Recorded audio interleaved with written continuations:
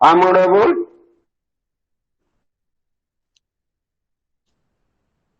Yes, Yes, sir. sir. Yes, sir. Good morning, sir. Yeah. Good morning, good morning. क्या थोड़ी देर इंतजार किया जाए, तो 1-2 मिनट, या फिर चालू किया जाए? Sir, sir start hello. करिए। सर स्टार्ट करिए।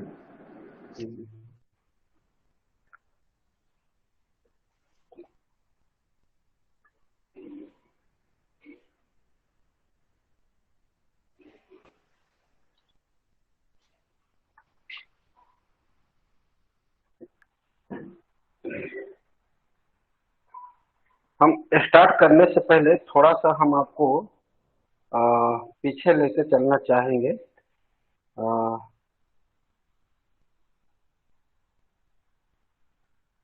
आपका था माइक्रो।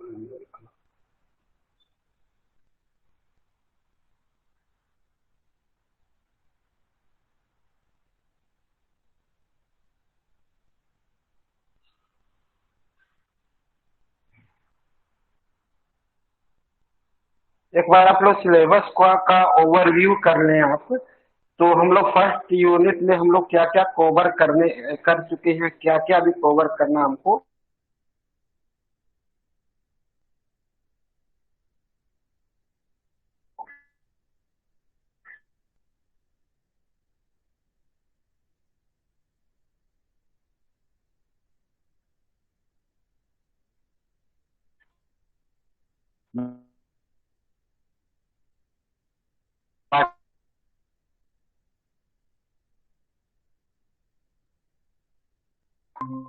ये सॉरी, यूनिट फर्स्ट का वो सेकंड टॉपिक था। पहला टॉपिक था हमारा illustration from micro and macro economics. ठीक है, तो माइक्रो एंड मैक्रो इकोनॉमिक्स से रिलेटेड दोनों में क्या अंतर है, क्या क्या इकोनॉमिक इश्यूज है, ये सारे हमने डिस्कस कर लिया है। इक्वेशंस, सो इक्वेशंस में हमने देखा था solution of simultaneous equation, linear and quadratic equation, ये हम लोग ने करना सीखा था। साथ ही साथ हम लोग ने analysis of market equilibrium, algebraic and graphical solution, जो हमने लीनियर इक्वेशन के दो सेट हमने लिया था। सपोज एक डिमांड फंक्शन, एक सप्लाई फंक्शन, और दोनों को जब इक्वेट करते हैं तब हमको इक्विलिब्रियम प्राइस मिलता है और इक्विलिब्रियम क्वांटिटी मिलता है। ये हम लोग ने भी किया था, अगर याद होगा तब। ठीक है, इसके बाद हमारे पास आता था कर्व्स एंड स्ट्रेट लाइन।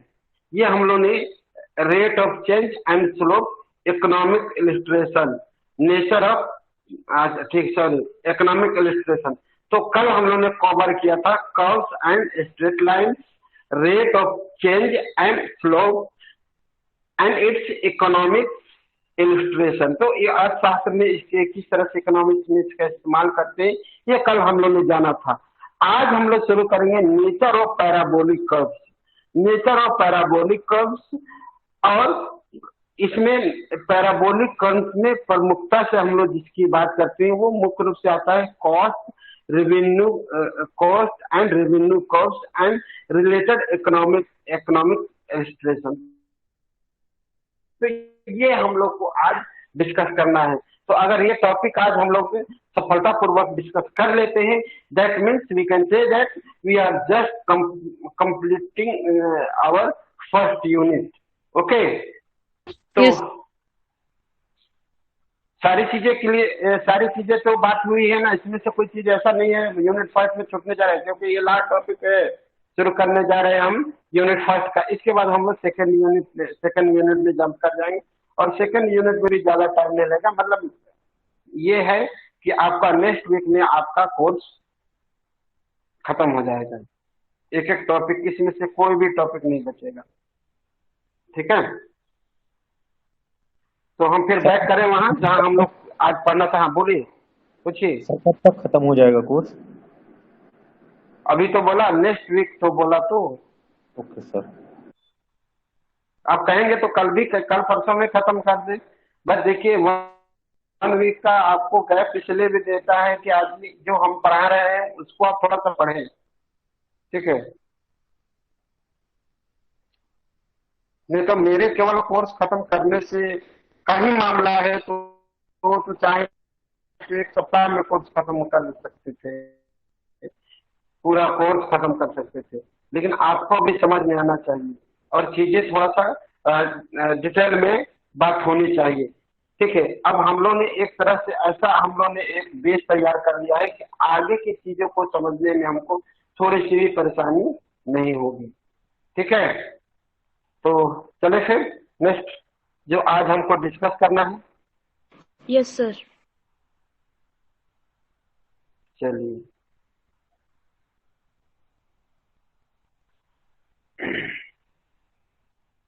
चलिए, तो आज हम बात करें कर्व्स इन इकोनॉमिक्स, अर्थशास्त्र में वक्र, मतलब which type of curves are used in economics for the certain economic analysis or certain representation of economic variables with the help of curves. Just we are going to learn that very curves. ठीक है, तो सबसे पहले हम लोग बात करते हैं डिफिनेशन ऑफ कोनिक सेक्शन। चूंकि पैराबोलिक नेचर ऑफ पैराबोला की बात करता है, तो पैराबोला क्या है? It is the part of conic section. आप सभी लोग जानते हैं कोनिक सेक्शन में देखिए क्या क्या आता है। एक कोन को जब आप डिफरेंट शेप में जब डिवाइड करेंगे तो आपको मिलता है सर्किल, आपको उसमें मिल जाएगा इलिप्स, दूसरा मिल जाएगा, तीसरा मिल जाएगा पैराबोला, तीसरा आपको मिल जाएगा हाइपरबोला। तो conic sections are the curves which can be derived from taking slices of a double neck cone. ठीक है, जब कोन को दोबारा कई सारे भागों में हम लोग अलग करेंगे तब हमको कोनिक सेक्शन के कई सारे भाग मिल जाएंगे। एक कोन के ही कई सारे सेक्शन हमको मिल जाएंगे। एक सेक्शन और स्लाइस थ्रू अ कोन, दूसरे सेंस में हम कर सकते हैं। और a conic section is a figure form by the intersection of a plane and a circular cone depending on the angle of the plane with respect to the cone. ठीक है, तो एक कोन क्या है? एक फिगर से ही बना हुआ है और इंटरसेक्शन को शो करता है एक डमरू के तरह से चीजों का। ठीक है, ये सारी चीजें आपको केवल जानकारी के लिए, बहुत ज्यादा ये इसका आपको इकोनॉमी से मतलब नहीं है, लेकिन हम केवल आपको प्रीव्यू दे रहे हैं। आशुतोष जी अपना माइक ऑफ कर लीजिए। Ashutosh ji, it is humble request, please off your mike. चलिए, types of conic section. Types of conic section में हम लोग जनरली 4 तरह के कोनिक सेक्शन की बात करते हैं: parabola, ellipse, circle and hyperbola. लेकिन इस सेक्शन में जिसमें हम लोग डिस्कस करना है, जिसमें हम लोग बात करने जा रहे हैं, उसमें पैराबोला और हाइपरबोला, ये दो जो पैराबोला के नेचर है, या हम कहेंगे कोनिक सेक्शन के जो भाग है, उनका हमको एनालिसिस करना है। उनका फिगर आपको दिया हुआ है। हमको इसके वर्टेक्स क्या है, इसके डायरेक्ट्रिक्स क्या है, इसके सेंटर क्या है, इस पे बहुत ज्यादा फोकस नहीं करना है। All such things are matter of mathematics और geometry. We are just compare the nature of the curve. Okay, अगला है standard form of shape of equation of conic section. Conic section के जो इक्वेशन के जो फॉर्म होते हैं वो देखिए किस तरह से होते हैं। ठीक है, अब देखिए कहाँ किस तरह से काटेंगे तो आपको क्या क्या मिल सकता है, इसी हिसाब से आपको बताया गया है। ऊपर से कट करेंगे आपको सर्किल मिलेगा, फिर उसको हाफ, उसी सर्किल को हाफ तरीके से काटेंगे, हाफ से भी थोड़ा सा कम काटेंगे तो आपको पैराबोला मिल जाएगा। इसी सर्किल को तरीके से दूसरे तरीके से काटेंगे तो आपको इलिप्स मिल जाएगा। फिर इस तरह से हाइपरबोला भी मिल जाएगा आपको। ये बहुत सारे शेप्स मिले। Basics of conic section. The conic section is the locus of A point which moves in such A way that it's distance from another fixed point always remains in a constant ratio to its perpendicular distance from a fixed straight line. The fixed point is called the focus. The fixed straight line is called the directrix. The straight line which passes through the focus and is perpendicular to the directrix is called the axis. ठीक है. The conic sector represented by different types of curves according as the value of eccentricity is unity or not its. ठीक है, इसी से. ठीक है, तो इसके eccentricity ये आप लोगों ने मैथ में पढ़ा होगा, इसलिए बहुत ज्यादा हम इसको नहीं बताएंगे. ये आपका मैटर है, आप थोड़ा सा इसको देख लीजिएगा. ठीक है, जो लोग नहीं जानते वो अपने से प्रयास करिएगा. ठीक है, नहीं होगा तो बाद में हम इससे थोड़ा बहुत डिस्कस कर सकते हैं अगर टाइम रहेगा तो. हालांकि ये आपके सिलेबस से बहुत ज्यादा मैच नहीं करता है, इसलिए हमने थोड़ा सा एक आपको ब्रीफ दे दिया. जो स्टूडेंट इंटरेस्टेड है कि पैराबोला एक्चुअल में होता क्या, उनके पूरे बैकग्राउंड को जानना चाहते हैं, उनके लिए है. जो केवल एग्जाम पर्पज से पढ़ रहे हैं या केवल इकोनॉमिक्स के नॉलेज से पढ़ रहे हैं, वो इनको जानने की बहुत ज्यादा जरूरत नहीं. ये parabola is a curve traced out by a point out by a point which moves in such a manner that its distance from a fixed point called focus is always equal to its distance from a fixed straight line called directrix. Thus, E is equal to 1 in the case of parabola. ठीक है, तो parabola के case में जो eccentricity होता है वो 1 होता है. That's why it is called parabola. ठीक है, अब थोड़ा सा हिस्ट्री हम लोग देख लेते हैं कोनिक सेक्शन का. A little history. Conic section date back to ancient Greece and was thought to discovered by the Nachums around 360 to 350 BC before death of Christ.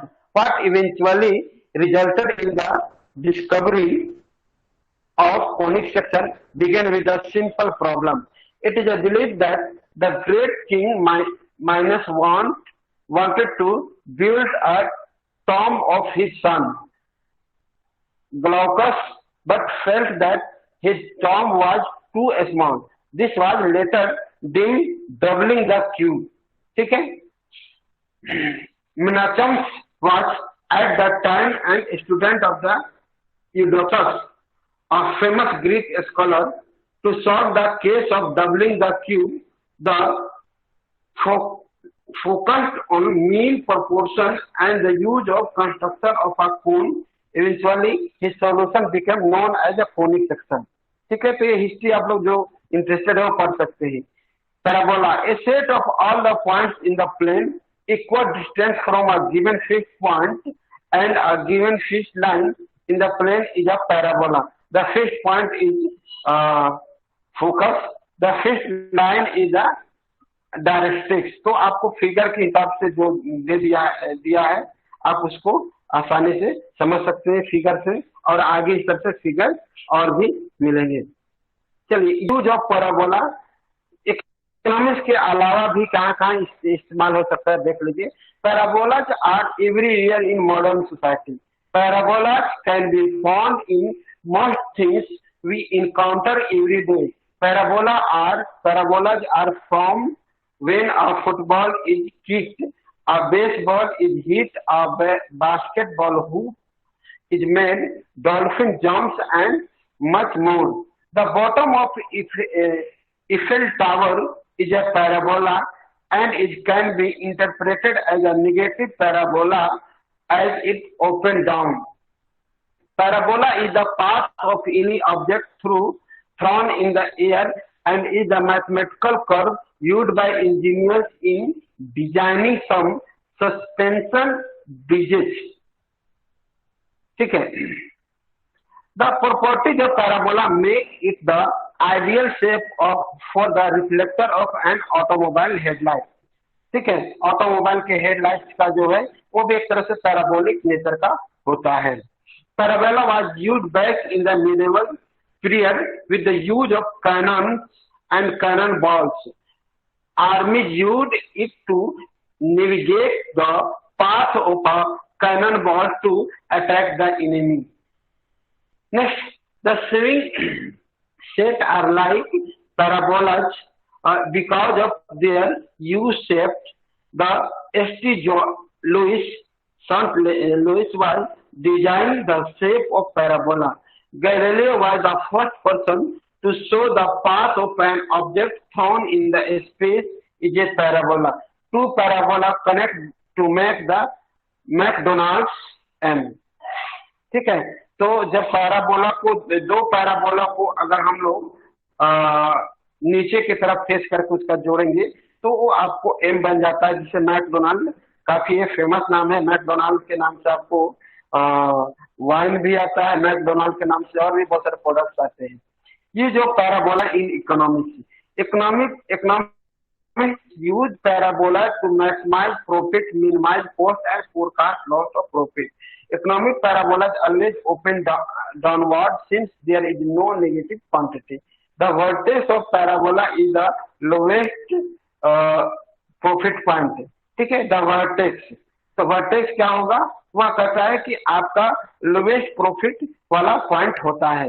कैसे इसका एनालिसिस करते हैं देख लीजिए आगे। चलिए अब यहीं से हम तो शुरू करते हैं कि इकोनॉमिक्स में जो कर्व्स इस्तेमाल करते हैं वो किस तरह के कर्व्स को इस्तेमाल करते हैं। ठीक है, तो यहाँ पे हम लोग आपका अब हम लोग का जो बेसिक टॉपिक आता है वो आता है use of curves in economics. Generally इनको हम लोग कहते हैं use of mathematical function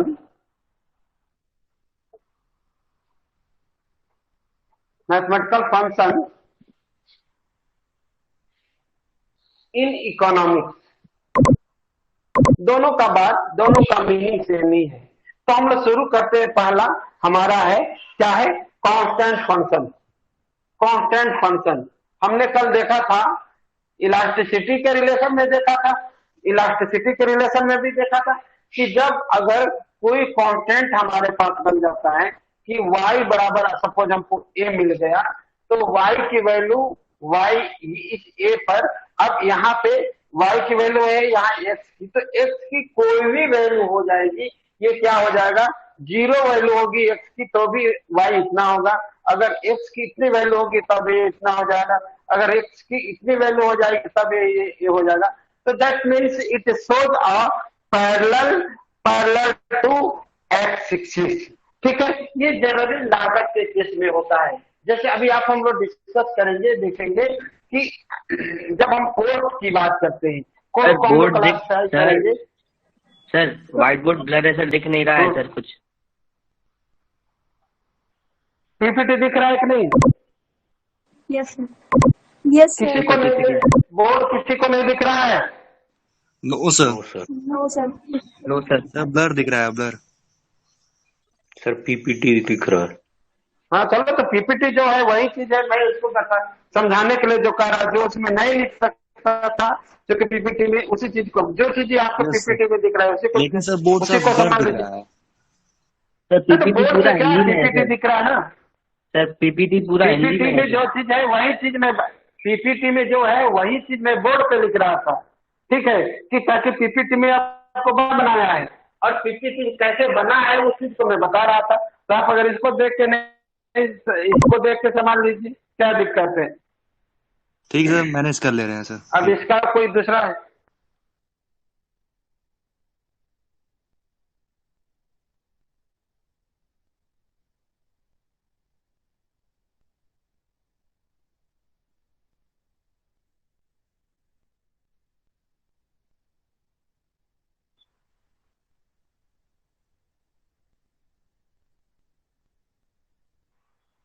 hello,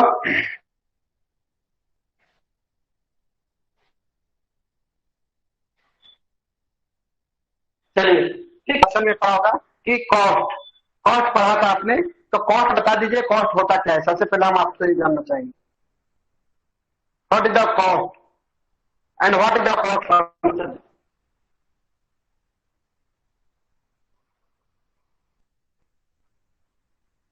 hello, yes sir. What is the cost and what is the cost और what is the cost function?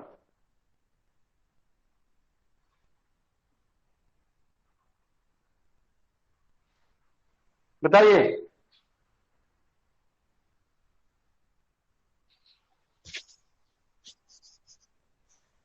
Sir, चलिए, cost related to expenditure. आप लोग से हाथ जोड़ के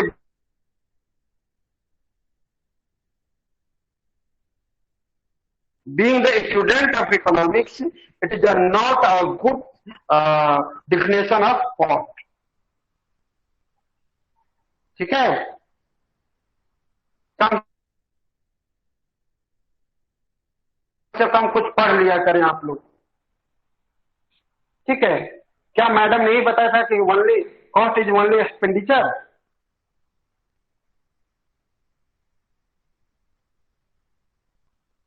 बताइए।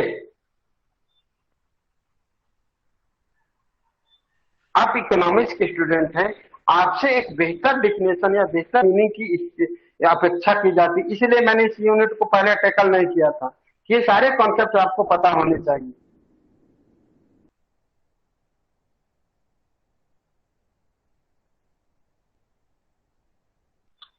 Sir, cost is a selling price of any product.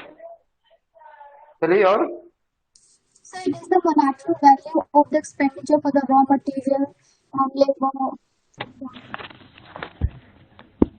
Sir, the cost is the value of all the inputs needed to produce any good or service. चलिए, ये कुछ तक सही था। आप सिंपल कहते हैं फैक्टर ऑफ प्रोडक्ट, आप सिंपल बात करते Sir, हैं। the cost of factors of production needed to produce any good.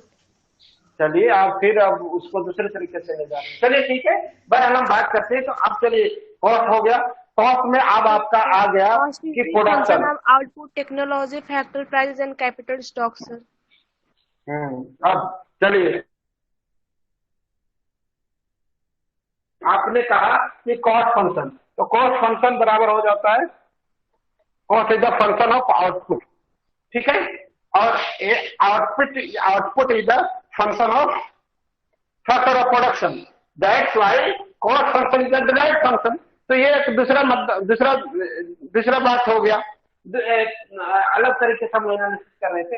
अब हम बात करें कॉस्ट की, जब बात करते हैं तो कॉस्ट कितने टर्म में होता है, कैसे होता है। चलिए हम पहले उसी स्लाइड को दिखा लेते हैं पहले, फिर हम आगे इधर वाले बात करते हैं। आपको पहले इसको आप लोग समझ लीजिए, ये स्लाइड देख लीजिए, इस स्लाइड को देख लीजिए, तब आपको समझ में आ जाएगा। टाइप्स ऑफ कॉस्ट, कॉस्ट अगर जानते हैं तो दो तरह से कॉस्ट को आपने पढ़ा होगा, एक शॉर्ट टर्म टोटल कॉस्ट, एक long term total cost. Short term में आप क्या पढ़ते हैं, only one factor is treated as variable cost, होता है कि नहीं? Yes, sir. बताइए, होता है? Yes, sir. Yes, sir. Yes. और लॉन्ग रन में क्या होता है कि लॉन्ग रन में all factors are treated as variable.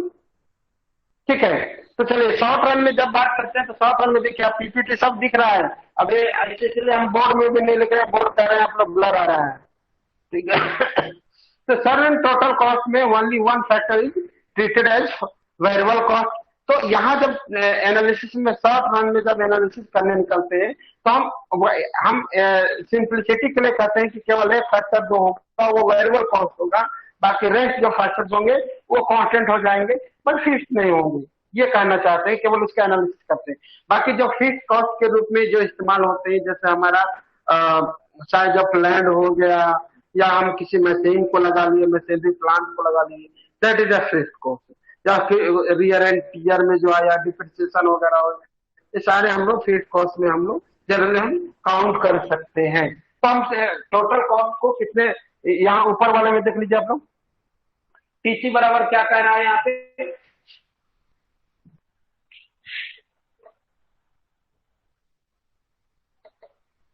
TC बराबर आपका एफसी वीसी। ठीक है, अब इसी को हमने क्या किया यहाँ पे, क्योंकि टोटल कॉस्ट के संदर्भ में लिया तो हमने यहाँ पे टोटल इसमें भी जोड़ दिया, इसमें भी total fix cost, total variable cost, और टोटल फिक्स कॉस्ट में हमारे पास क्या concept आ जाएंगे? जब आउटपुट से टोटल फिक्स्ड कॉस्ट को डिवाइड कर देंगे, then it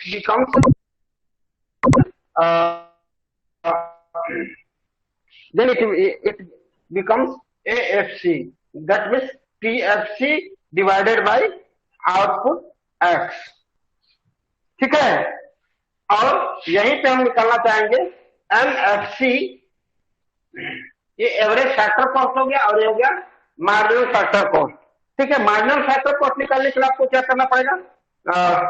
minus TFC N minus TFC N-1, यही होगा ना, ठीक है। तो ये कंसेप्ट से यहां से लिया गया है। उसी तरह से वेरिएबल कॉस्ट के संदर्भ में सेम वही आ जाएगा, टोटल वेरिएबल कॉस्ट आएगा, फिर टोटल वेरिएबल कॉस्ट में एक एवरेज कॉस्ट आ जाएगा, फिर एक मार्जिनल वेरिएबल कॉस्ट आ जाएगा, और एक लॉन्ग रन में चले जाएंगे तो लॉन्ग रन में दो ही केसेस, दो ही चीजें आपको देखने को मिलता है, एक एवरेज कॉस्ट, एक मार्जिनल कॉस्ट, ठीक है। हम पुनः बैक चलते हैं, ठीक है। अरे बोर्ड नहीं दिख रहा है तो कम से कम ये तो दिख रहा है, जो बोल रहे हो तो दिख रहा है। इसलिए तो पीपीटी इतना मेहनत करके आपको बनाया गया कि भाई आप ये ना कहें कि सर बोर्ड नहीं दिख रहा है तो हम कैसे समझें। आपको बोल भी दिया जा रहा है, दिखा भी दिया जा रहा है। यही है कि बोर्ड में जो पीपीटी में लिखा रहता है उसको मैं सोचता हूँ कि आपको समझा भी दूं, फर्क यही है।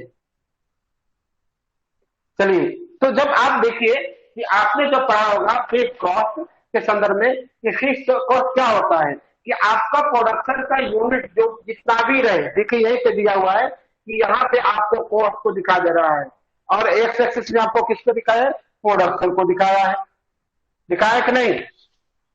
ठीक है। तो आप देखिए कितना भी यूनिट आपका प्रोड्यूस हो, अगर 0 यूनिट भी आपका प्रोड्यूस हो रहा है तो भी आपका फिक्स्ड कॉस्ट कितना अमाउंट है?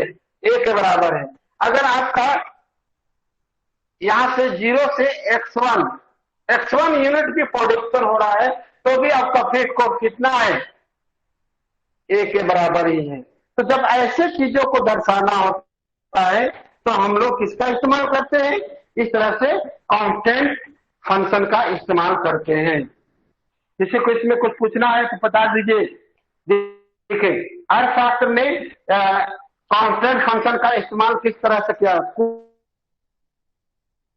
कुल स्थिर लागत फलन, मतलब टोटल फिक्स्ड कॉस्ट फंक्शन को फाइंड आउट करने के लिए इस फिक्स्ड कैपिटल स्टॉक फंक्शन,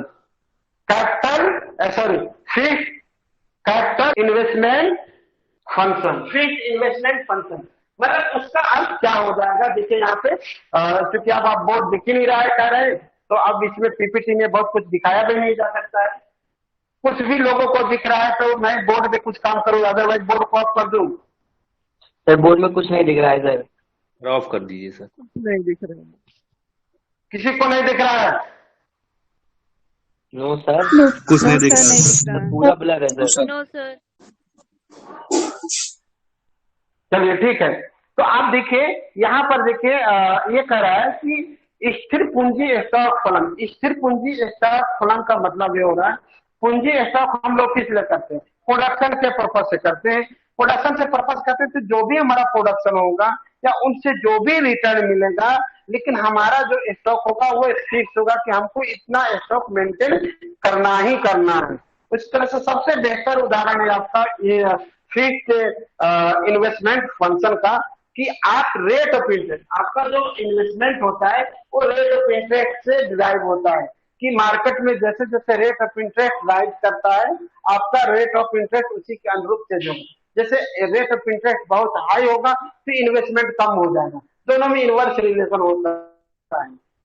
ठीक है, जैसे इसको दिख ही नहीं रहा है तो क्या, तो इसलिए जिस तरह से डिमांड और प्राइस में इनवर्स रिलेशनशिप होता है, इसलिए इसी तरह से रेट ऑफ इंटरेस्ट और इन्वेस्टमेंट के अमाउंट में इनवर्स रिलेशनशिप होता है। क्योंकि किसी को इन्वेस्टमेंट करना होता है तो कहीं से लोन लेता है, और लोन लेकर वो इन्वेस्टमेंट करेगा या कहीं से ऋण लेकर बोरो करके करेगा। तो यदि अगर इंटरेस्ट रेट कम होगा तो ज्यादा इन्वेस्टमेंट करना चाहेगा। फिजिबिलिटी देखिए आप लोग, ऐसा होगा कि नहीं बताइए? Hello. Yes sir. Yes sir. और जब रेट ऑफ इंटरेस्ट बहुत ज्यादा हो, रेट ऑफ इंटरेस्ट बहुत ज्यादा होगा तो आप किसी से बोरो करना चाहेंगे? नहीं करना चाहेंगे, क्योंकि you have to pay much and more interest on that very given amount. ठीक है, तो इसलिए आप उसको नहीं करना चाहते। तो इसलिए ये क्या होता है, कॉन्सेप्ट फंक्शन में हमको स्ट्रेट लाइन मिलता है। दूसरा शब्द से हम लोग कहते हैं ये आपका है लीनियर फंक्शन, रैखिक फलन हिंदी में हम इसको कह सकते हैं। ये बड़ा ही इंपॉर्टेंट है और आपको कंज्यूमर बिहेवियर में शायद इसको पढ़ा भी होगा। बताइए आपने पढ़ा है कि नहीं इसको, जिसको बजट लाइन या बजट कॉन्स्टेंट भी कहते हैं? Yes sir. Yes sir. पढ़ा है ना?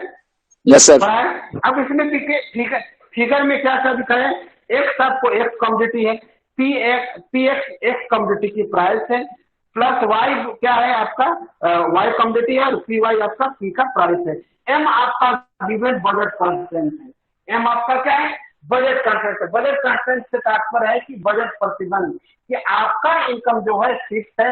अब उस इनकम को जिसके संदर्भ में एनालिसिस किया जा रहा है, ऐसा नहीं कि आपका पूरा थ्रू आउट मतलब टैक्स जब आपका फिक्स रहेगा, बल्कि जो एनालिसिस का टाइम लिया गया उस समय में आपका इनकम फिक्स रहता है। और उसी फिक्स इनकम में दो कॉम्पिटिटिव में किस तरह से आप डिवाइड करेंगे, ताकि आपको जो उनसे मिलने वाली जो सेटिस्फेक्शन है या यूटिलिटी है वह मैक्सिमम हो सके। तो देख लीजिए वाई एक्सिस में वाई कमोडिटी है और एक्स एक्सिस में एस कमोडिटी है। आप देखेंगे तो आपको समझ में आएगा कि एक्स की तुलना में वाई कमोडिटी को ज्यादा प्रिफर किया जा रहा है। शायद इस तरह का कोई कमोडिटी हो आपके कंजम्पशन पैटर्न में या आपके बास्केट में, कंजम्पशन बास्केट में, तो आप उस तरह से करेंगे। तो हम स्ट्रेट लाइन लीनियर फंक्शन के बहुत सारे एग्जांपल हम लोग इससे पहले भी देख लिए। जैसे आपको याद करिए demand and supply function. Demand और सप्लाई फंक्शन में आपने देखा होगा कि एक स्ट्रेट लाइन बनता है कि नहीं?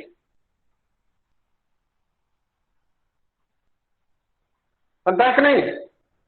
डिमांड पे और सप्लाई में। उसी तरह से उत्पादन के सिद्धांत में भी आपको कुल लागत रेखा प्लस टोटल कॉस्ट लाइन आप करेंगे तो आपको एक इस तरह से स्ट्रेट लाइन का आपको फिगर मिल सकता है, कर्व मिल सकते हैं। चलिए, अब असल में जो हमको पढ़ना था इसमें ये तो बेसिक थे उसके। अब हमको पढ़ना था बेसिक में parabola, hyperbola, logarithmic function, exponential function. तो यही से हम लोग शुरू करते हैं। देख लीजिए पैराबोला का इक्वेशन क्या होता है, वाई जब वाई डिपेंडेंट होगा, सॉरी इंडिपेंडेंट होगा, सॉरी डिपेंडेंट होगा तो इस फॉर्म में होगा। ठीक है, या एक जो डिपेंडेंट होगा तो उस तरह से दोनों को एक दूसरे को आप कह सकते हैं। तो वही मैंने कहा डिपेंडेंट और इंडिपेंडेंट बहुत ज्यादा मैटर नहीं करता, बस इसमें चक्कर यही होता है कि किसकी वैल्यू पहले दी होती है उसको हम लोग इंडिपेंडेंट मान लेते हैं, किसकी वैल्यू नहीं दी रहती है जिसका वैल्यू हमको फाइंड आउट करना आता है उसको हम लोग डिपेंडेंट मान लेते हैं। चलिए, तो ये है परवलय, इसको हिंदी में परवलय या द्विघातीय संतरण या पॉजिटिव इक्वेशन कर सकते हैं। ये यू शेप का होता है। यू शेप का आप एमसी कर्व और एसी कर्व आपने पढ़ा होगा, पढ़ा है कि नहीं? Yes sir. पढ़ा है। क्या क्या होता है एमसी कर्व और एसी कर्व, कोई हमको बताए?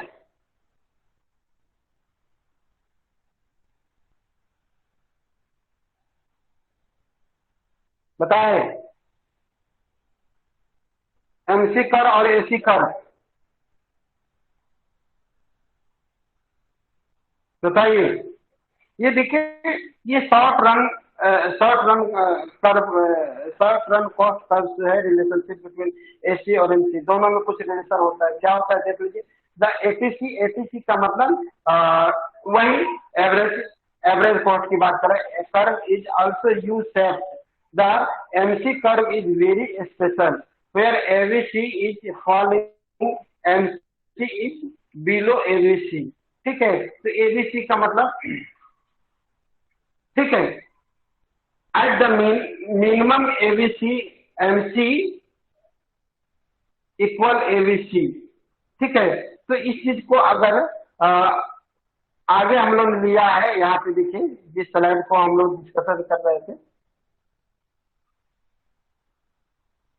देखिए ये कह रहा है कि जब एसी अपने मिनिमम बिंदु पे होगा, एसी एवरेज कॉस्ट, तो एमसी उसको कहां से काटता है, नीचे से काटता है। ये आपने पढ़ा होगा, relationship between AC and MC पढ़ा है कि नहीं? Yes sir. पढ़ा है ना। अब देखिए ये तो हमने थियोरेटिकल कंसेप्ट, तीन चीजें हैं। देखिए आपको अगर प्रयागराज जाना हो तो प्रयागराज जाना है और आप है देवरिया में है, तो देवरिया से प्रयागराज जाने के कई रास्ते हो सकते हैं कि नहीं? Do you agree with me और नॉट? बताइए। Yes sir.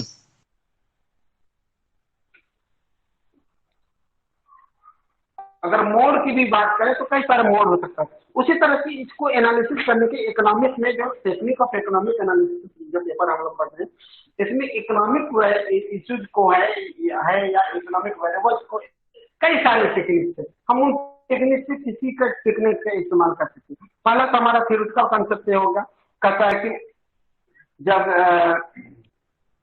जब एसी गिर रहा होता है तो एमसी उससे कम होता है और वो भी गिर रहा होता है, और जब एसी अपने न्यूनतम बिंदु पे होता है तो एमसी उसको नीचे से काटता है, नीचे से उसको इंटरसेक्ट करता है। और जब एसी बढ़ने लगता है तो एमसी और उससे जब एमसी बढ़ने लगता है तो एसी उससे कम हो जाता है। इस तरह से रिलेशनशिप आप लोग थ्योरेटिकली पढ़ाओगे। इस रिलेशनशिप को हम लोग मैथमेटिकली भी पढ़ेंगे यूनिट सेकंड में, ठीक है। ये मैथमेटिकली कैसे ये होता है इसको मैं आपको प्रूव करके बताऊंगा, ठीक है। तो यहाँ इसमें समझने में कोई दिक्कत है तो बताइए। और इसी को हम लोग पैराबोला का एक बेहतर एग्जाम्पल मानते हैं, ठीक है। एक चीज और यहाँ नोट करने वाली बात है, पैराबोला की जब बात करते हैं प्योर ज्योमेट्री में, पैराबोला जनरली उसका तो डायरेक्ट्रिक्स होगा, वह होगा आपको वाई एक्सिस पे हो सकता है और या तो एक्स एक्सिस पे हो सकता है। बट इसमें हम लोग क्या करते हैं, इकोनॉमिक्स में जनरली जो भी पैराबोला के नेचर को लेंगे या पैराबोलिक कर्व्स को लेते हैं, वो सारे ही आप फर्स्ट क्वाड्रेंट में ही लेंगे। फर्स्ट क्वाड्रेंट में शायद आपको पहले क्लास, इससे 2 क्लास पहले हमने बताया था कि इकोनॉमिक्स में हम लोग नेगेटिव वैल्यूज को इग्नोर कर देते हैं। ये बताया था कि नहीं? Yes sir. क्या रीजन है?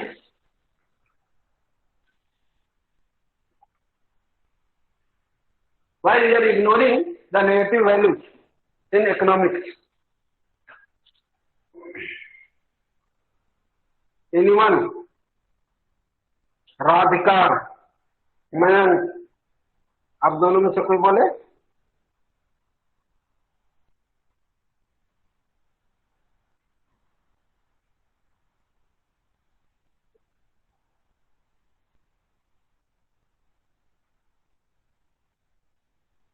बोलिए। क्योंकि सर इकोनॉमिक्स में सब चीज पॉजिटिव होता है। ऐसा आपका जो कहना है पॉजिटिव होता है, ऐसा नहीं है। मतलब ये है कि इसको चीजों को थोड़ा सा समझना है। यही है टेक्निक्स ऑफ इकोनॉमिक्स एनालिसिस। इस टेक्निक से हमको इकोनॉमिक्स को एनालिसिस करना है। एक्चुअली में मैथमेटिक्स, जब प्योर मैथमेटिक्स की बात करते हैं तो सिंपल एक्स की वैल्यू की बात करता है।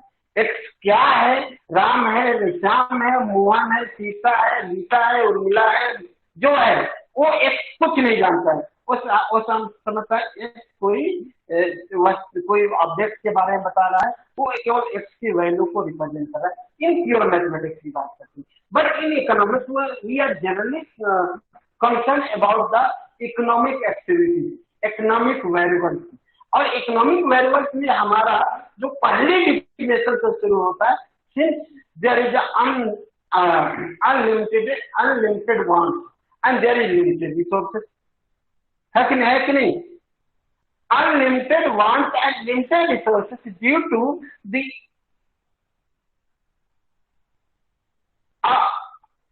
choice. There is a choice of, there is an alternative choice, which necessity and which requirement is most favorable for that person. तो वहां से जब बात करते हैं तो एक व्यक्ति के पास जो भी साधन होगा उस साधन को चूंकि सीमित है, उस साधन को सकारात्मक दृष्टि में लगाना चाहेगा, पॉजिटिव पॉइंट से वो खर्च करना चाहेगा, उसको इन्वेस्ट करना चाहेगा, यूज करना चाहेगा। दैट्स व्हाई इन इकोनॉमिक्स हमको एनालिसिस करने के लिए हम केवल उसके पॉजिटिव वैल्यू को इस्तेमाल करते हैं, नेगेटिव को इस्तेमाल नहीं करते। बस ये कंसेप्ट आपको इकोनॉमिक्स में जानना बहुत ज्यादा जरूरी है, ठीक है। तो ये कारण है। तो आगे चले। सर ये परवलय व द्विघाती फलन, इसका इंग्लिश क्या होगा? इसका ये तो बताया था, पैराबोलिक फंक्शन, पैराबोलिक और quadratic function. Okay sir. Parabolic और quadratic function. This is the hyperbola. Hyperbola is a set of points px, y in a plane such that the absolute value of the difference between the distance from P to two fixed points in the plane f1 and f2 called the foci is a constant। देखिए ये सब mathematical definition है। यहाँ पे इतने सारे mathematical definition को लेके आप इकोनॉमिक्स में थोड़ा सा अपने आप को बोझिल समझेंगे, अपने आप को थोड़ा सा भारी समझेंगे। आप करना चाहते हैं, आप कर सकते हैं, it is a better. But economics में जिस तरह से हम लोग कला समूह से आते हैं, कला वर्ग से आते हैं, कला आर्ट स्ट्रीम से आते हैं, वहाँ पे हम इतनी मैथमेटिकल की जटिलताओं से, कॉम्प्लेक्सिटी से बचना चाहते थे। और यहाँ इस तरह से लंबे लंबे इक्वेशन को हम लोग पढ़ना है तो थोड़ी सी दिक्कत महसूस होगा, लेकिन अब कर सकते हो तो बेहतर है। तो ये सारे इसके फॉर्म्स हैं। अब देखिए इसी को हम रेक्टेंगुलर हाइपरबोला के रूप में हम लोग देखते हैं, ठीक है। अब ये कह रहा है कि इसमें दिखा रहा है कि जब प्रोडक्शन हो रहा हो और एवरेज फिक्स्ड कॉस्ट का दिखा रहा है, जो हमने AFC की बात करी थी। देखिए एवरेज फिक्स्ड कॉस्ट की बात करें तो एक एनालिसिस करिए, समझिए कि आपने आपका फिक्स्ड कॉस्ट जो था, जब 1 यूनिट था प्रोडक्शन, तो आपका fixed unit suppose 5 unit, fixed cost suppose आपका 20 यूनिट, ठीक है। और आपका प्रोडक्शन 1 यूनिट होगा, तो 1 यूनिट से 20 को डिवाइड करेंगे तो पूरा का पूरा हो जाएगा। लेकिन सपोज आपका प्रोडक्शन क्या हो जाएगा, 5 यूनिट हो जाएगा, लेकिन आपका फिक्स कॉस्ट तो फिक्स रहेगा। शॉर्ट पीरियड में आप फिक्स कॉस्ट को चलने का करते हैं क्या, कर पाएंगे क्या? हेलो, कर पाएंगे क्या शॉर्ट पीरियड में?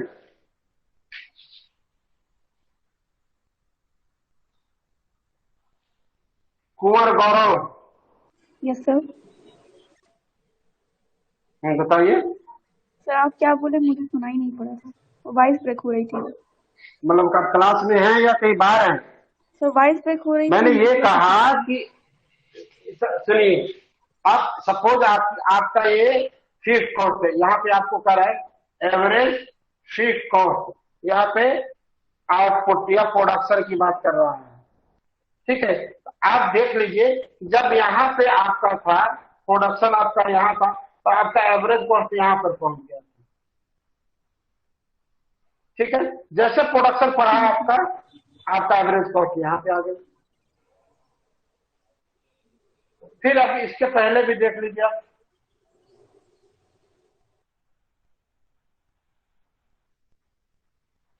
तो आप देखेंगे कि एक इनवर्स रिलेशनशिप को दर्शा रहा है।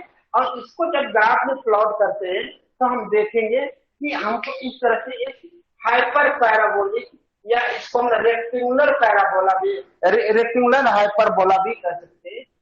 और इस तरह का शेप बनता है, यानी कि जैसे जैसे आपका उत्पादन बढ़ते जाएगा, ये जो इसका एवरेज फिक्स्ड कॉस्ट है वह कम होते चला जाएगा। कारण कि पहले में आपका सपोज आपका 20 यूनिट आपका फिक्स्ड कॉस्ट था, तो अब 1 यूनिट प्रोडक्शन हुआ तो ये इतना ही हुआ, 20 हुआ। लेकिन जब आपका 5 यूनिट प्रोडक्शन हो जाएगा तो 20/5 हो जाएगा, तो यहाँ पे कितना हो जाएगा, 4 हो जाएगा। तो निश्चित रूप से घट जाएगा, तो यही कह रहा है, ठीक है। Okay sir. दिखाई दे रहा है क्या आपको? नहीं? No sir. हाँ चलिए ठीक है, नहीं दिखाई दे रहा है तो और बढ़िया है। चलिए, तो अब इस जो रेक्टेंगुलर हाइपरबोला है इसका इस्तेमाल कहाँ करते हैं, कैसे करते हैं, ये चीज हमको समझना। जैसे देख लीजिए इसमें डिमांड फॉर मनी फंक्शन, ठीक है। डिमांड फॉर मनी फंक्शन को हम लोग अब जो बोर्ड दिख ही नहीं रहा है तो फिर भी हम थोड़ा सा, यही है कि ये पेपर ऐसा है कि बिना बोर्ड के काम चलता नहीं है, इसी में मजा आता नहीं है। डिमांड फॉर मनी जो होता है वो price level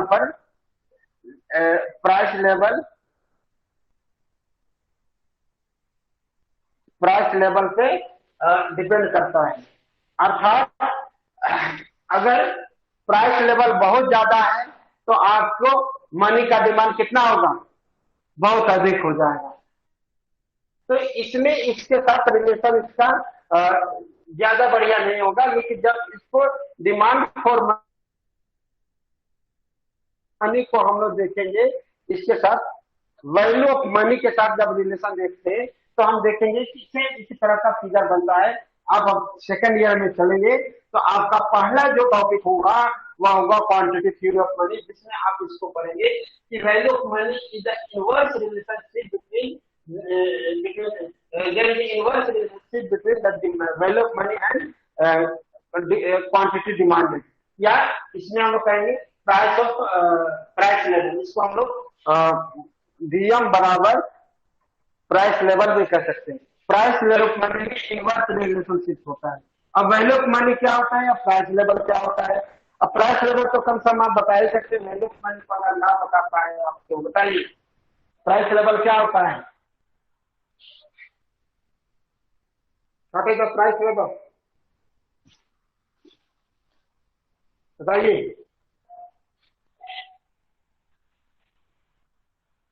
What is the price level? Price level is nothing but it is the point or it is the situation on which goods and services are sold and purchase, ठीक है। तो general price level वह point है, वह बिंदु है, वह situation है जहां पे इकोनॉमी में गुड्स एंड सर्विसेज का एक्सचेंज होता है, ये भी कर सकते हैं, ठीक है। अब वैल्यू ऑफ मनी क्या होता है कि एक यूनिट या एक यूनिट पॉइंट कितनी यूनिट कम्युनिटी या गुड्स एंड सर्विसेज को खरीद सकता है, इसको हम लोग कहते हैं वैल्यू ऑफ मनी, ठीक है। तो अब ध्यान दीजिए, जब प्राइस लेवल अधिक होगा तो वैल्यू ऑफ मनी अच्छा होगा, मनी की वैल्यू ज्यादा बढ़िया होगा, या प्राइस लेवल कम होगा तो वैल्यू ऑफ मनी ज्यादा होगा।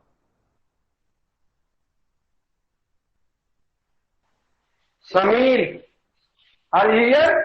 Yes sir. सर एक बार फिर से बताइएगा, आपका आवाज क्लियर नहीं आया था। हाँ, तुमको आवाज नहीं सुना दे रहा है। चलो, ये कह रहा था कि प्राइस लेवल और वैल्यू ऑफ मनी में कैसा रिलेशन होगा, इनवर्स रिलेशनशिप होगा, ये बताया मैंने आपको।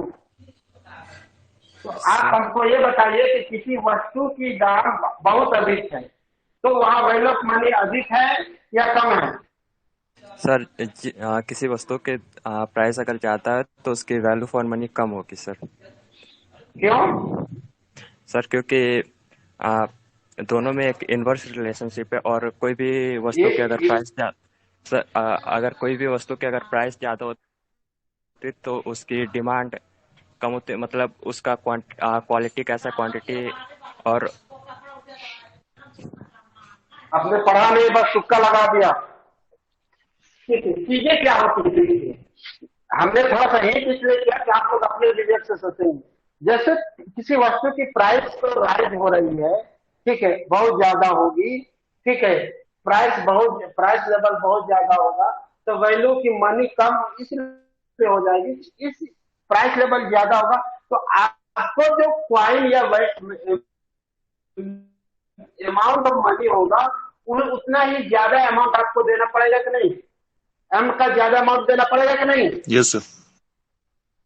और वैल्यू का तात्पर्य होता है, वैल्यू का मतलब क्या होता है? What is the important. Value का मतलब हम लोग क्या करते हैं? इम्पोर्टेंट। बात समझ रहे कि नहीं? यहाँ वैल्यू के तात्पर्य इम्पोर्टेंट। तो अगर अधिक प्राइस लेवल है तो अधिक मुद्रा दिया जा रहा है। इसका मतलब जो हम लोग सोने की बात हम करते हैं, सोना का छोटा क्वांटिटी का भी बहुत ज्यादा हम लोग मूल्यवान करते हैं। या वैल्यू का मतलब मूल्यवान से भी हम लोग कर सकते हैं।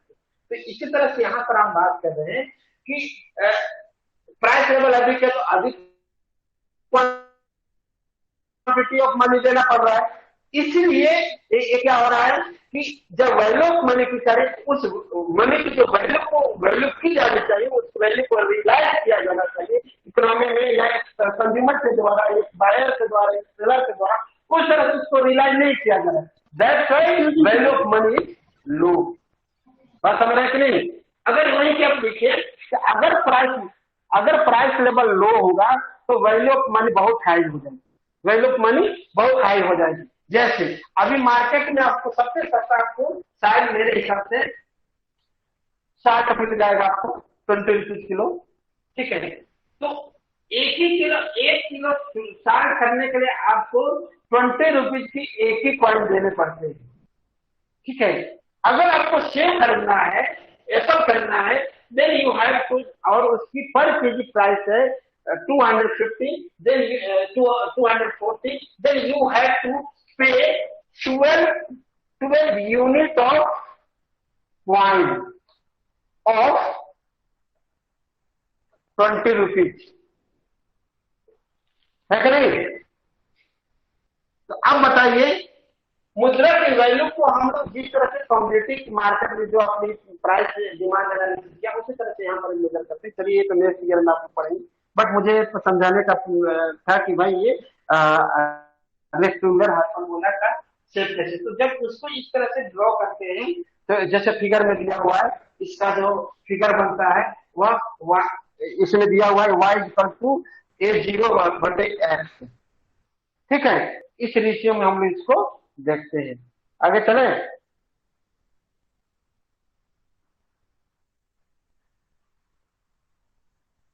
सर आपने जो अभी पढ़ाया उसको रिपीट कर दीजिए अगेन सर। क्या पढ़ाया अभी हमने? क्या कहाँ से रिपीट करना? पी एंड वी के बीच जो रिलेशन है सर, वाइट ब्रेक हो रही थी। Yes sir. एन तो हमने कहीं लिखा ही नहीं है, वी लिखा था। वी वैल्यू ऑफ मनी जो है, वैल्यू ऑफ मनी के साथ, वैल्यू ऑफ मनी का और प्राइस की क्वांटिटी और प्राइस लेवल के साथ इनवर्स रिलेशनशिप होता है। ये आप जनरली डेली आपको एग्जाम में ऑब्जर्व करते हैं। आप कभी भी इकोनॉमिक्स को रियल लाइफ से कोरिलेट करने का प्रयास ही नहीं करते हैं। अगर ऐसा कोरिलेट करके देखेंगे तो इकोनॉमिक्स एक ऐसा सब्जेक्ट है आपके डेली लाइफ में है, अगर आप उसको सही तरह से समझ पाए तो। लेकिन आप शायद उसको बढ़िया से रियलाइज नहीं कर पा रहे, ठीक है। आप मार्केट में जाते हैं, ठीक है, आपने घर में सोच के निकले थे कि एप्पल लेना है 1 kg, और आप सोच के गए थे तो 100 मिल जाएगा, लेकिन आपने अचानक मार्केट में देखा तो 160 हो गया है, ठीक है। तो आप जो अगर 20 रुपीज के जो कॉइन होंगे या नोट होंगे, पेपर मनी होंगे, तो उसका आप 5 यूनिट ही देते, लेकिन आप कितने यूनिट देंगे? आप 8 यूनिट देंगे कि नहीं 1 kg एप्पल के लिए। तो पहले में मुद्रा की वैल्यू ज्यादा थी, अब मुद्रा की वैल्यू ज्यादा है। आप इतना बता दीजिए।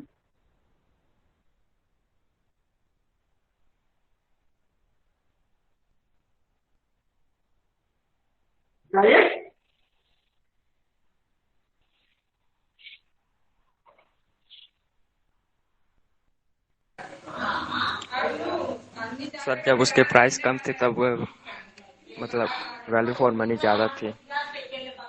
ठीक है, value of money, value for money नहीं, वैल्यू ऑफ मनी। चलिए, और दूसरे बार में वैल्यू ऑफ मनी कम होंगे, ठीक है। चलिए, जब प्राइस समझ में आया? हो जाती है, क्या हुआ?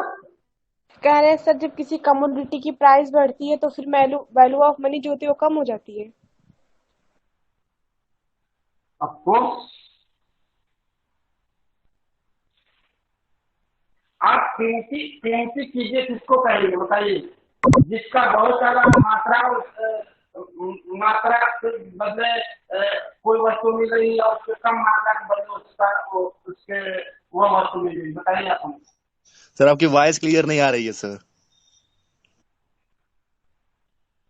बहुत अच्छा बना है, वॉइस क्लियर नहीं आ रही है, बाकी लोग को वॉइस क्लियर आ रही है, आपको वॉइस क्लियर नहीं आ रही है।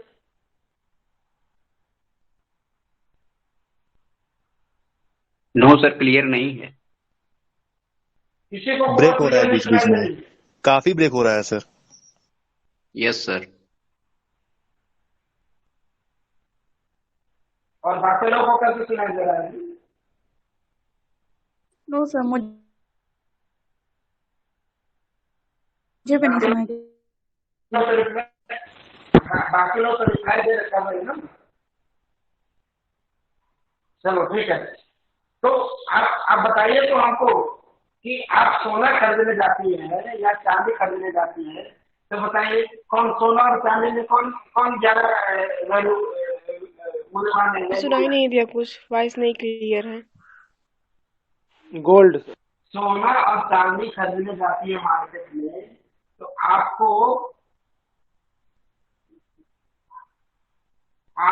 कौन किस सोना और चांदी में कौन सा आपको ज्यादा वैल्यूबल है? मैं तो समझ में आता है सर गोल्ड ज्यादा वैल्यूबल है। गोल्ड ज्यादा वैल्यूबल है। गोल्ड ज्यादा वैल्यूबल क्यों? जी क्योंकि उसकी प्राइस जो है वो हाई है। उसकी प्राइस हाई है, ठीक है, ड्यू टू स्कॉर्सिटी। हाँ, अब उसके अगर प्राइस गोल्ड के रिलेशन में अगर हम आपने केवल गोल्ड की वैल्यू को मेजर किया, लेकिन अब मनी के वैल्यू को मेजर करेंगे चांदी के रिस्पेक्ट में, तो बताइए कौन कौन ज्यादा वैल्यूबल होगा? सर चांदी।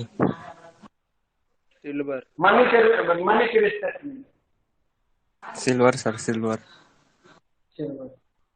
बात समझ में नहीं? Yes sir. आप दोनों चीजों को अगर समान मान लेते हैं आप, तो अगर दोनों ही तो आपका अवसर है, आप चाहते हैं कि आपको कम मुद्रा में ही आपको ज्यादा से ज्यादा संतुष्टि मिल जाए। यहाँ लोगों की संतुष्टि सब जोड़ते हैं, सेटिस्फेक्शन से जोड़ते हैं, ठीक है। बाकी ये सारी चीजें आप नेक्स्ट ईयर में पढ़ेंगे। आप अपने क्लास के टॉपिक में ज्यादा टॉपिक से क्वेश्चन पूछे जाए तो उत्तर नहीं देंगे आप, लेकिन दूसरे क्लास के टॉपिक का उत्तर सर से जानना चाहेंगे। चलिए, ये क्यूबिक फंक्शन, ठीक है। क्यूबिक फंक्शन को जनरली हम लोग कॉट फंक्शन भी कहते हैं, ठीक है। क्यूबिक फंक्शन को जनरली हम लोग कॉट फंक्शन भी कहते हैं। और ये देखिए, इसका इक्वेशन का फ्रेम क्या बनता है? C = a0 plus a1 x plus a2 x² plus a3 x³ generally अब इस इक्वेशन को जब फ्रेम हम करते हैं तो इसको हम लोग कहते हैं क्यूबिक फंक्शन कहते हैं। क्यूबिक फंक्शन मुख्य रूप से हम लोग टोटल कॉस्ट के लिए हम लोग लेते हैं। इसमें क्या होता है, जो तीन कॉन्स्टेंट्स होते हैं a0 a1 और a3, इनके जो साइंस होंगे वह पॉजिटिव होते हैं, जबकि a2 जो होता है उसका साइन नेगेटिव होता है। इसका कारण क्या होता है? उत्पादन के संदर्भ में आप देखेंगे कि जब प्रोडक्शन का आपने पढ़ा होगा, प्रोडक्शन का सब आपने पढ़ा होगा कि एक ऐसे लॉ ऑफ प्रोडक्शन बताइए क्या होता है? लॉ ऑफ प्रोडक्शन क्या होता है?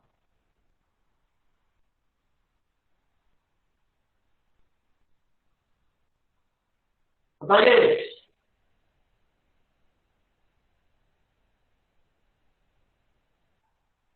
What do you mean by law of production?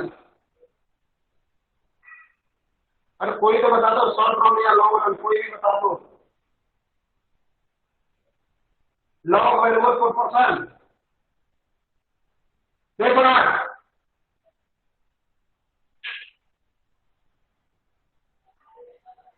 Hello, Factor proportion is the variable in art.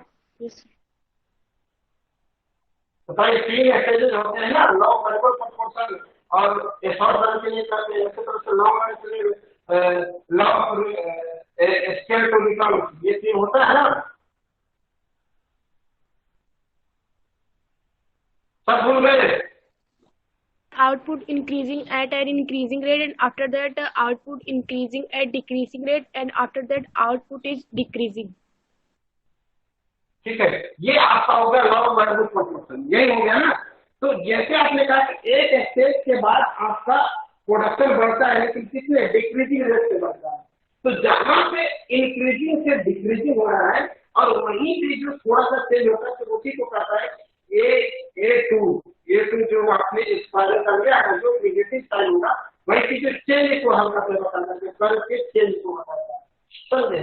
तो इसके लिए हम लोग क्यूबिक फंक्शन का इस्तेमाल करते हैं।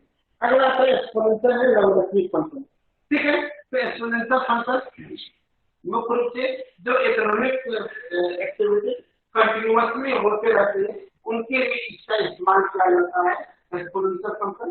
और जब एक्सपोनेंशियल फंक्शन को हम लोग लॉगरिथमिक फंक्शन के रूप में लिख के सॉल्व कर सकते हैं। देखिए यहाँ एक फॉर्मूला दिया है, y इक्वल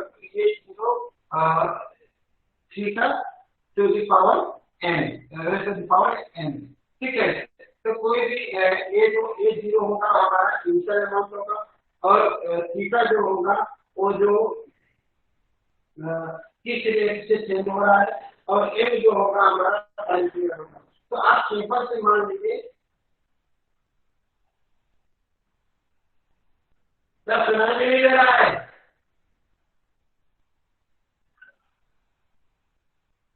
सर बहुत ब्रेक हो रही है आवाज।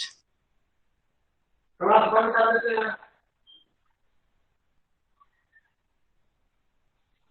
सुनो, यस सर। Yes sir. आवाज नहीं आ रही? No sir. सर आ रही पर बहुत ब्रेक हो गए, समझ नहीं आ रहा आप पढ़ा क्या रहे हैं। सर बहुत ब्रेक हो रहा है, बहुत ज्यादा ब्रेक हो रहा है। क्यों इतना ब्रेक हो रहा है?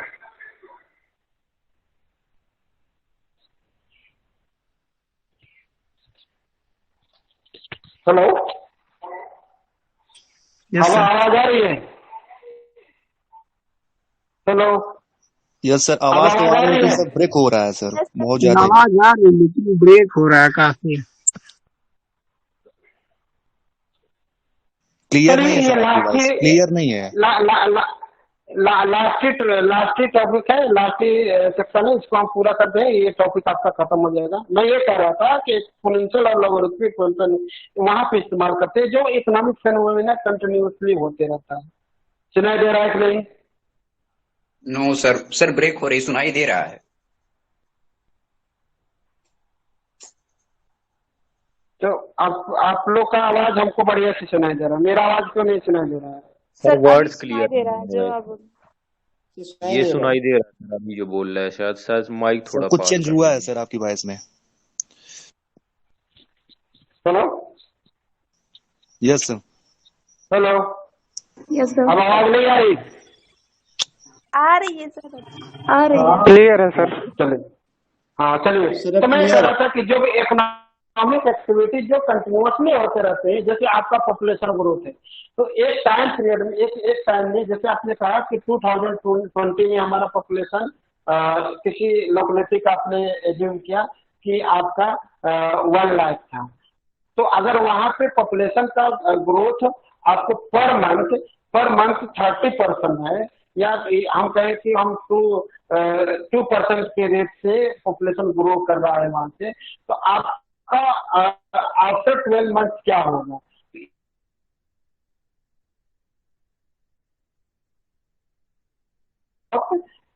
Theta two the power n का इस्तेमाल करते हैं, जहाँ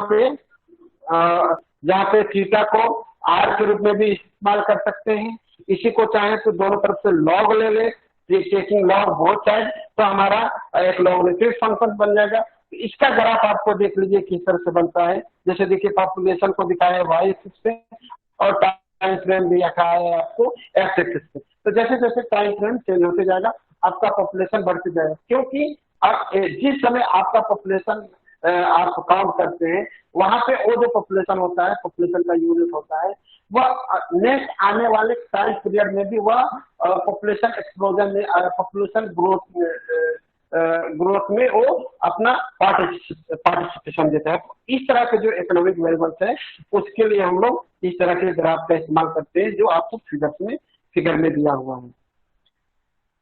ठीक है, तो यहाँ तक कुछ बहुत समझ में आया होगा, तो आगे चलें। ठीक है, ये लॉगरिथमिक फंक्शन के एग्जांपल्स हैं। ठीक है, when y is function of log x but not x, then that function is called logarithmic function. The general equation for a logarithmic function under y is equal to alpha plus beta log x here. If alpha is equal to 0 and beta is equal to 1, then the equation will be y is equal to log x. ये दिखाई दे रहा है, सुनाई दे रहा है कि नहीं? Yes sir. चलिए, वो थोड़ा सा लग रहा है ना, माइक हिल गया था, इस वजह से आवाज ब्रेक कर रही थी। ठीक है, बोलते बोलते माइक हिल गया था। Assuming that logarithmic फंक्शन, ये आपका सॉल्यूशन करके दिखाया, कैसे इसका सॉल्यूशन करते हैं, इसका ग्राफ कैसे बनता है, ये आपको दिखाया गया है। ये आपको पीपीटी में अभी सेंड कर दूंगा तुरंत ही। आगे आपका एक्सपोनेंशियल फंक्शन का ये फॉर्म दिया हुआ है जो हमने ऊपर देखा। तो ये इस तरह के फंक्शन का आपको इकोनॉमिक्स में इस्तेमाल करने को मिल सकता है। ठीक है, बाकी यहाँ पे कर्व्स एंड सप्लाई, ये सप्लाई फंक्शन का आपको दिया हुआ है, y equal to 4x plus 2, आप इसको देख सकते हैं। नेक्स्ट आपका ये है आपका y इक्वल टू -x, और इसी के लिए टेबल बनाया गया है, और देख लीजिए कैसे। ठीक है, चलिए, ये आपका यूज ऑफ पैराबोला का कहाँ का इस्तेमाल करते हैं? टोटल फैक्टर कॉस्ट निकालने के लिए, टोटल वेरिएबल कॉस्ट निकालने के लिए, टोटल कॉस्ट में आपको टीएफसी और टीवीसी निकालने के लिए, वेरिएबल एवरेज वेरिएबल कॉस्ट निकालने के लिए, फैक्टर कॉस्ट निकालने के लिए, एवरेज वेरिएबल कॉस्ट निकालने के लिए, ठीक है, मार्जिनल कॉस्ट, इन सारे के लिए आपको पैराबोला का इस्तेमाल करते हैं। ठीक है, इसके अलावा भी हम लोग अब फिक्स्ड कॉस्ट क्या है, ये सारे कॉन्सेप्ट यहाँ दिए हुए हैं, ये आप लोग कर लिए होंगे, फिर भी हमने यहाँ पे डाल दिया है, आप इसको देख लीजिएगा। ठीक है, ये सारे एमसी और एमसी और पीसी का क्या क्या सूत्र होता है, सारे हमने दे दिया है। ठीक है, कॉस्ट पर कैसे बन सकता है देख लीजिए, यहाँ पर बोले एक फंक्शन एग्जाम्पल दिया हुआ है, देख लीजिए इसको बढ़िया से। y equal to x² minus 4x plus 5, ये आपका एक इक्वेशन दिया हुआ, उसका पैराबोलिक, उसको जब ग्राफ में ड्रॉ करेंगे तो हमको क्या शेप मिलेगा देख लीजिए। ठीक है,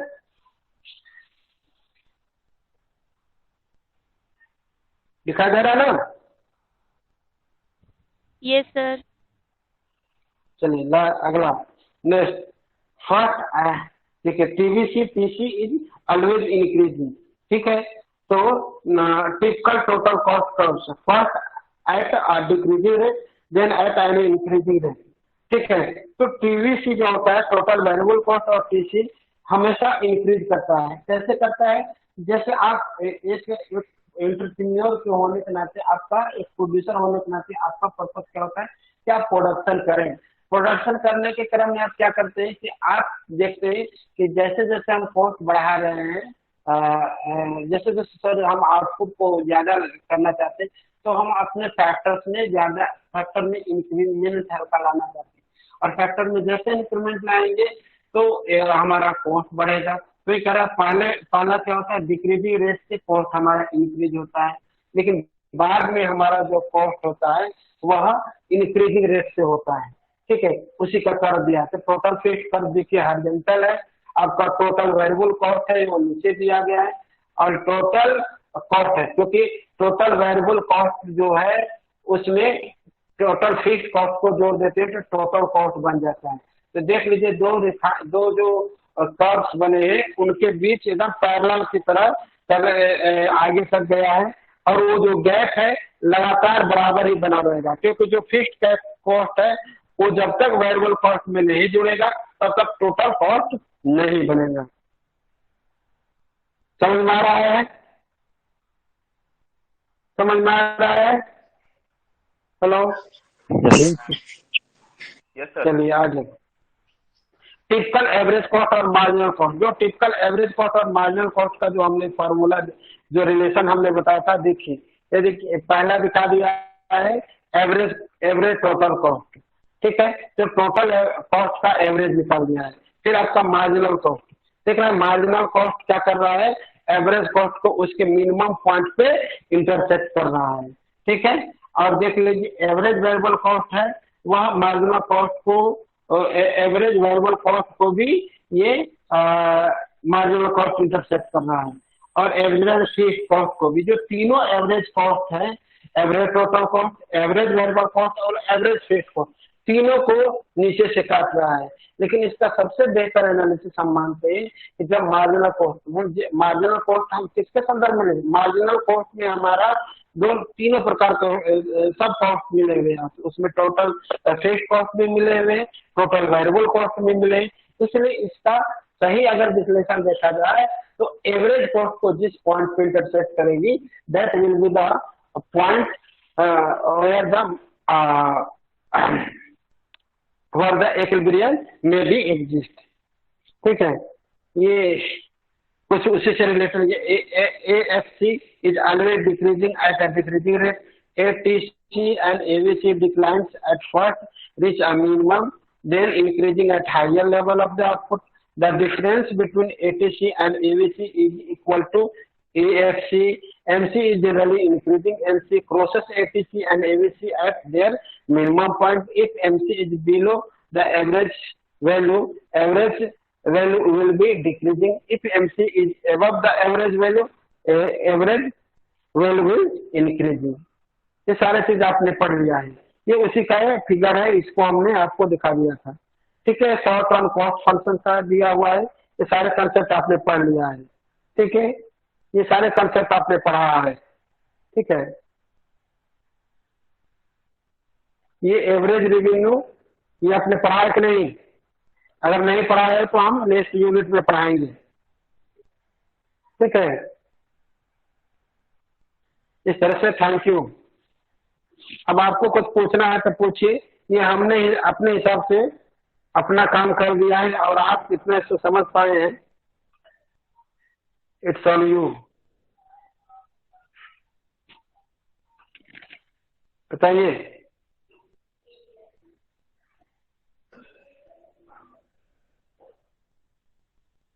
क्या मयूर भैया, रामायण खत्म, अभी आप पूछ रहे थे कौन सा एपिसोड चल रहा था? नो सर, पूछ रहे कौन सी यूनिट चल। तो अभी तो मैंने बताया, अभी तो पहले क्लास शुरू करने से पहले हमने बताया कि यूनिट 5 का लास्ट टॉपिक चल रहा है। कहाँ रहते हैं भैया? लेट ज्वाइन हुए ना सर। नहीं, आप पहले ज्वाइन किए थे।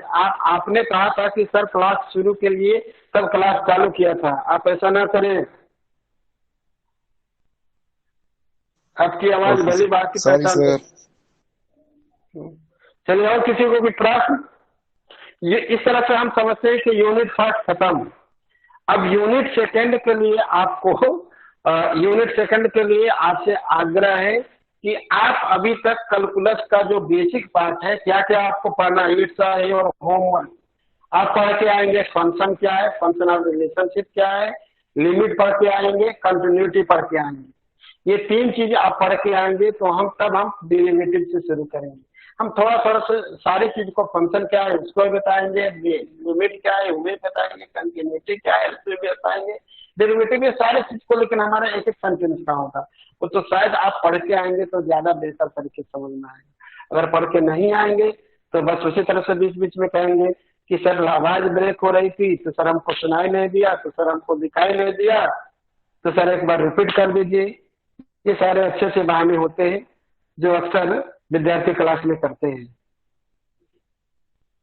ठीक है। तो क्लास